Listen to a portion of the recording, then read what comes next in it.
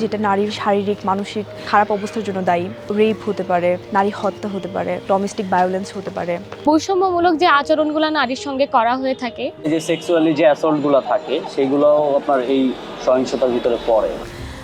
হ্যাঁ, হ্যাঁ হয়েছে। তখন আমি ক্লাস 9-এ পড়তাম। ক্লাস 4-এ যখন ছিলাম সেটা আমার একদম শুরু ছিল।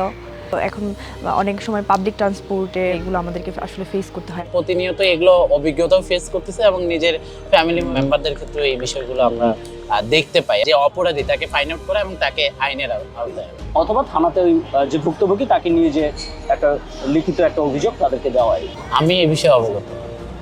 আমি শুনেছিলাম বাট পুরোটা আমার নলেজ মানে জানা নাই। আমার একটা সহপাঠীর সাথে এরকম একটা ঘটনা ঘটে। আমরা টিচারের বিরুদ্ধে কিন্তু আমরা অনেক আন্দোলনও করেছিলাম সেই সময়টাতে। তখনও কিন্তু আমরা এটা জানি না যে পৃথিবীতে পুরুষরা নারীরা দুজনেই তাদের যে মানবাধিকার যেগুলো আছে সেগুলো তারা পাবে। সে যদি রাত 2টা বা 3টার সময় রাস্তা পাসও হয়, তার ভিতরে যদি এই সংশয়টা না থাকে যে আমার কোনো ক্ষতি হতে পারে। অর্থনৈতিকভাবে তারা সচ্ছল হবে এবং তারা তাদের জীবনের যে ডিসিশনগুলো আছে সেগুলো নেওয়ার যখন ক্ষমতা অর্জন করতে পারবে, তখন আমি মনে করি যে এগুলো আস্তে আস্তে কমে আসবে এবং পৃথিবীটা অনেক সুন্দর হবে।